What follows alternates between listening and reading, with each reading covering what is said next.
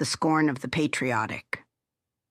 In the heart of two warring city-states, the battle raged on. The clash of steel and the smoke of burning ruins filled the air, marking a conflict that had taken lives and left the land scarred.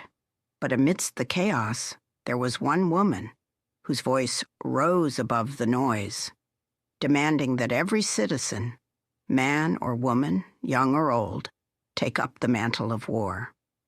Her name was Mira, and though her frail body seemed an unlikely vessel for such fury, it was precisely that fury that made her so dangerous. She scorned those who she saw as idle, their contribution to the city's survival too distant from the battlefront to be worthy. To her, no one was exempt from the fight. If you weren't on the front lines, you were a traitor to the cause. She would shout at the metal workers, their hands calloused from forging weapons. Your city burns, and you sit here?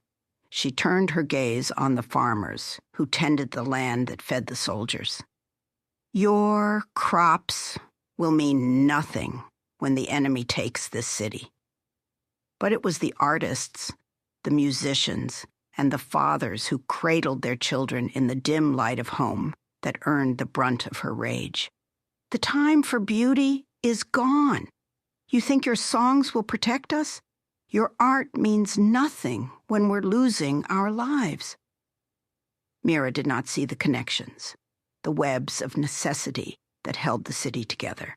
All she saw was the war, its immediacy, its urgency. And in her mind, there was no time for anything else. In her eyes, the soldiers were the only true patriots. The rest of the city's work was insignificant, even treasonous. Her words were like a fire, catching in the hearts of those who felt they, too, were failing. They, too, could be part of something grand, something meaningful. And so, like moths drawn to a flame, they followed her.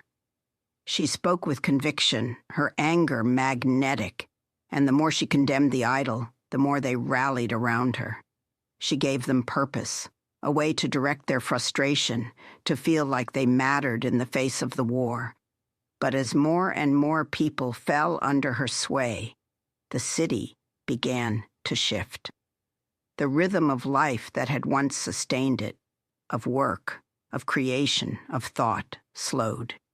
The fields were left untended, the forges cold, and the children's laughter faded as the men who'd once taught them to dream now found themselves swept up in a war of another kind.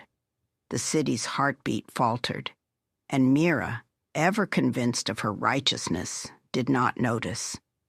As supplies grew scarce, the soldiers returned to the city, haggard and exhausted, seeking rest. Yet Mira, undeterred, found them wanting too. Rest? While our enemy marches? You think sleep will save us? Her words cut deeper than she knew. The cracks in the city's foundation began to show, but Mira's voice never faltered. She did not ask what would happen when the workers stopped working, when the teachers stopped teaching. She did not wonder what would become of the city once all the fighters were gone, and all that remained was an empty shell of sacrifice.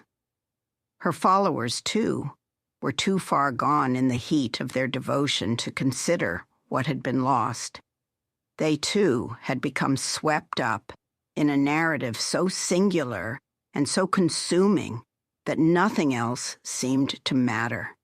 When the city fell, its walls breached, its people scattered, Mira wasn't there to witness the collapse.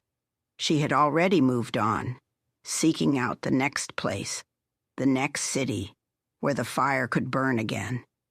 It was a cycle she knew well, one that she would repeat until the cities were empty, consumed by their own devotion to a cause that had long since lost its meaning. And so, the war moved on. The enemy hadn't defeated the city. It had simply been destroyed from within by those who refused to see the whole, who had lost sight of what they were fighting to preserve.